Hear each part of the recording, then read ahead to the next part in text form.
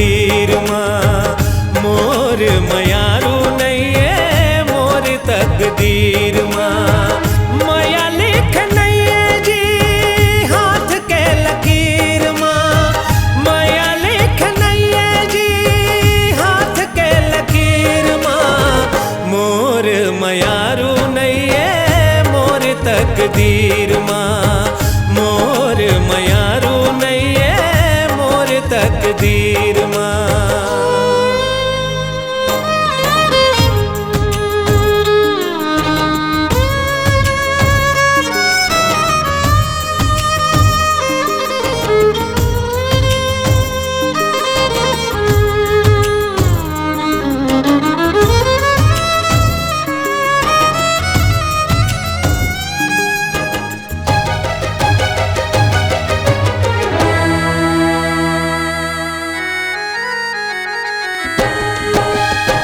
दिल टूटे के कोनो होवे ना आवाज हो, फिर कैसे सुनही ये जमाना।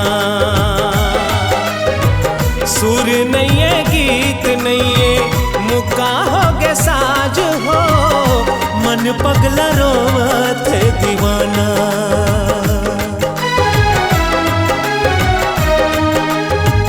दिल टूटे के कोनो होवे ना आवाज हो, फिर कैसे सुनी ये जमाना।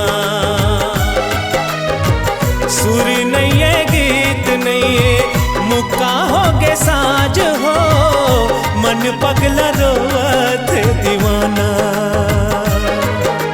पिया मिलन के साथ हमोरो छिन भर माई लागे, सतरंगी सपना साजन के क्यों ची मारऊं दागे। जग माया नहीं है ओ जग माया नहीं है मोरो ठौर ठिकाना।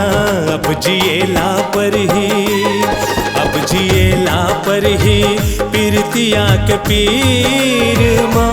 मोर मयारू नहीं है मोर तकदीर